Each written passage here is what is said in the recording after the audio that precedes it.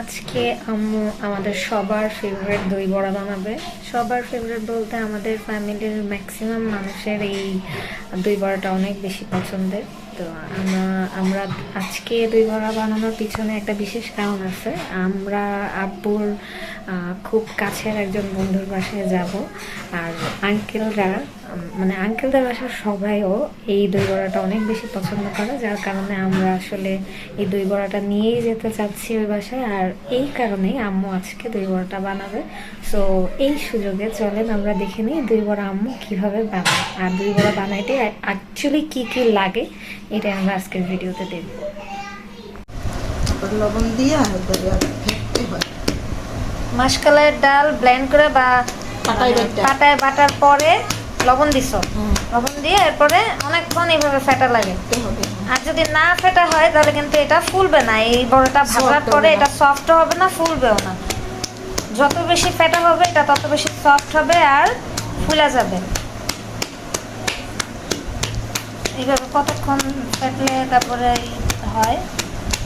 10 minute তো ফেটতে হইবই হাতেই। আর যদি কেউ এটা ওই যে দিয়া ফেটে, ওই যে হুইস্ক দিয়া ফেটে, ডিম ফাটাও ফেটা যাবে, তবে হাত দিয়া ফেটাই ফাটলেই ভালো, হাতের ফেটাটা সুন্দর।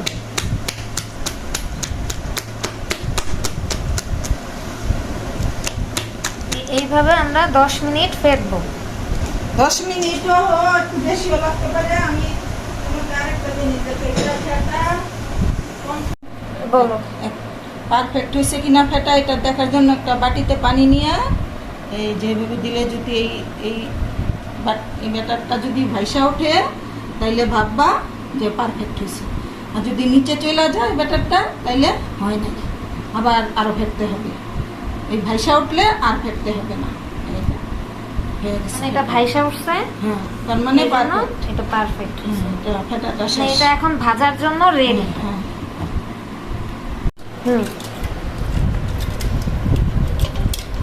টক দই কি মিষ্টি দই দিবা? এখানে 1 লিটার হ্যাঁ মিষ্টি দই দেন। 1 লিটার টক দই। এই জায়গায় কতটুক টক দই? হ্যাঁ 1 লিটার, 1 কেজি টক দই আছে এখানে। মিষ্টি দই এটা আমি ঘরে বানাইছি। মিষ্টি দই হ্যাঁ, এটাও 1 লিটার।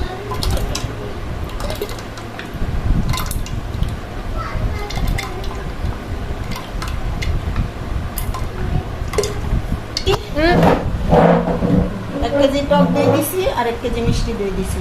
মিষ্টি দই 1 কেজি না দিলেও চলবো, আধা কেজি মিষ্টি দই দিলেও চলবো। পানি দিতেছি পরিমাণ মতো আর কি, পানি যতটুক লাগে মানে আন্দাজ মতো দিতে হইব।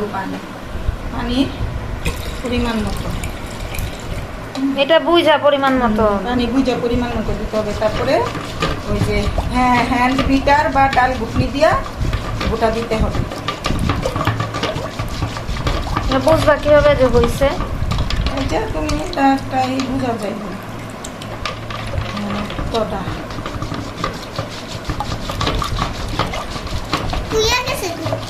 তুমি যেমন রসমালাই ভিজাও না, রসমালাইয়ের যে জন্য যে তুমি দুধটা জাল করো সেই মতো থাকবে দুধের ইটা ঘনত্বটা।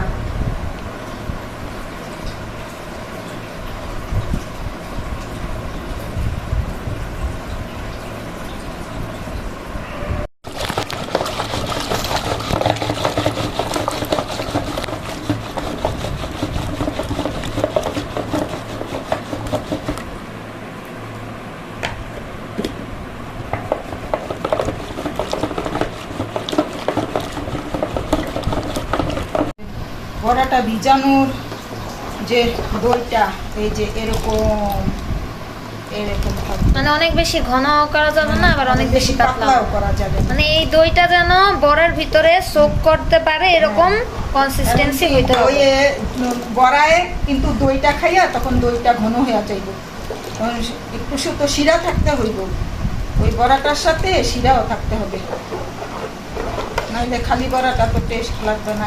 এই ঝোলটা কিন্তু অনেক মজা লাগে খাইতে, দই বড়ার এই ঝোল। এই যে এরকম ঝোলটা রেসিপি দেখে আমরা দেখাইতেছো। হ্যাঁ হ্যাঁ, কি বলছো আবার বলো। কি কি বলছো? মানে আমার পছন্দের রেসিপি দেখে আমাকে দেখাচ্ছে? হ্যাঁ হ্যাঁ, হ্যাঁ, এটা মানে আসলে- ঝোলটার কথা যখন আম্মু বলছে তখন তোমার কথা মনে পড়ছে মানে আমার। আসলে দই বড়াটা হচ্ছে আমার কাছে এত এত বেশি পছন্দ।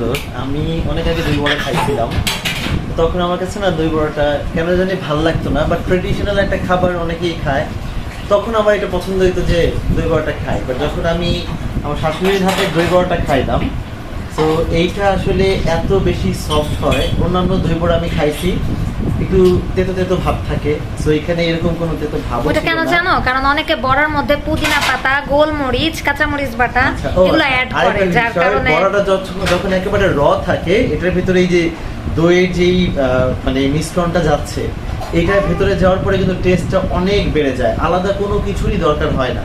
আর আলাদা করে এটা টেস্টি করার জন্য এটার সাথে একটা মশলা, সিক্রেট মশলা একটা ব্যবহার করা হয়, এটাও আপনাদের সাথে শেয়ার করা হবে। সো আমি আসলে যেটা বলতে চাচ্ছি যে এটা এত বেশি পছন্দের একটা খাবার, যারা যারা আমাদের আসলে এই ভিডিওটা দেখবেন একদম পুরোটা মেক করার পরে বাসায় ট্রাই করবেন। আর আমি একদম মানে কি বলে হলফ করে বলতে পারি যে এটা আপনারা বানানোর পরে এতদিন যত দই বড়া খাইছেন সবগুলো ভুলে যাবেন, মানে এই স্টাইলে দই বড়াটা খাইতে বেশি পছন্দ করবেন, আমি শিওর।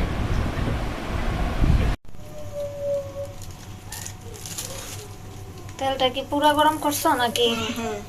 পুরা গরম করে আর পরে চুলাটা মানে চুলার আঁচ কমাইয়া তারপরে মনে করো তোমার দিতে হইব। এটা খুব অল্প আছে ভাজতে হয় এবং এরপরে লাল করা যাবে না, লাল করা যাবে না, কিন্তু গোল্ডেন গোল্ডেন। বেশি ভাজা যাবে না, ভিতরে না আবার বেশি লালও করা যাবে না, এই জন্য অল্প আছে ভাজতে হইব।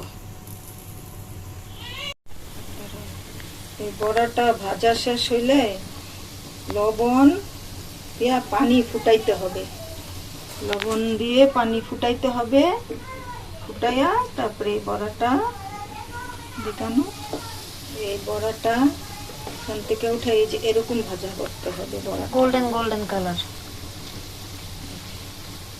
লাইট গোল্ডেন, বেশি ভাজা করা লাইট যাবে না। গোল্ডেন কালার হলে উঠায়া কি এই লবণ পানিতে হ্যাঁ, দিবা? লবণ পানিতে দিতে হইব। আচ্ছা তাও। ওই কারণ এই তেলটা ঝরানোর জন্য, যে বড়ার ভিতর যে তেলটা আছে এই তেলটা যেন বড়াটা থেকে চলে যায়, এই জন্য লবণ গরম পানিতে দিতে হবে। লবণ দিতে হবে কেন পানিতে? কারণ এই পানিটা যে লবণ না দিলে বড়াটা তো আইনা লাগবে, এই জন্য লবণ দিতে হয় পানির ভিতরে।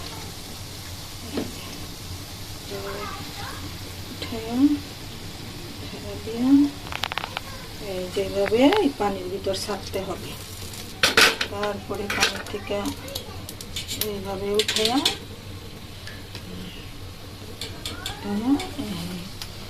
এই দইয়ের ভিতর দিতে হবে। যে দইটা রেডি করা হয়েছে, টক দই, মিষ্টি দই আর পানি দিয়ে, একসাথে ব্লেন্ড আর কিন্তু কোনো মশলা নাই। এইভাবে পানির ভিতর দিয়ে তেলটা, শুধুমাত্র তেলটা ঝরানোর জন্য, তেলটা ঝরানোর জন্য এই গরম পানিতে দেওয়া।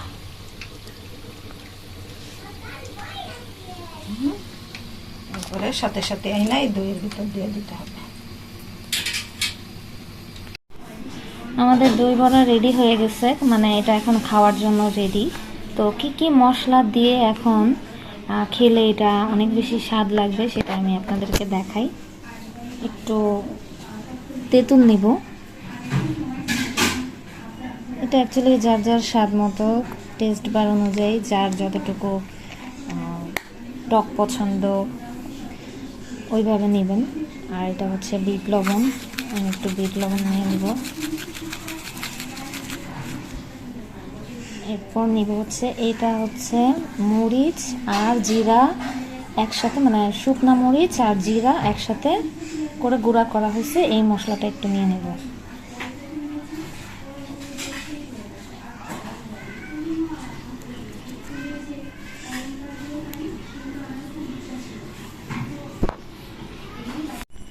এখন আমি সুন্দর করে মিশিয়ে নিব দইটা মশলার সাথে।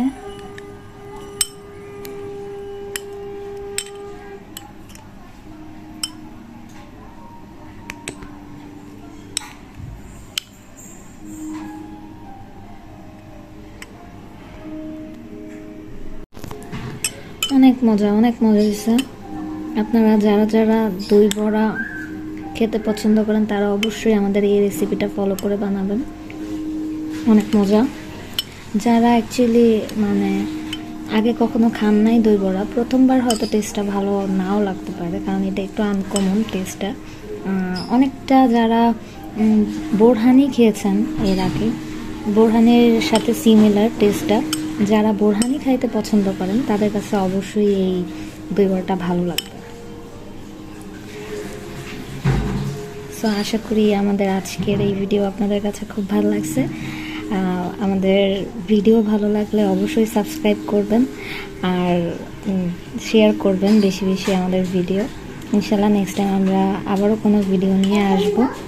সেই পর্যন্ত আল্লাহ হাফেজ।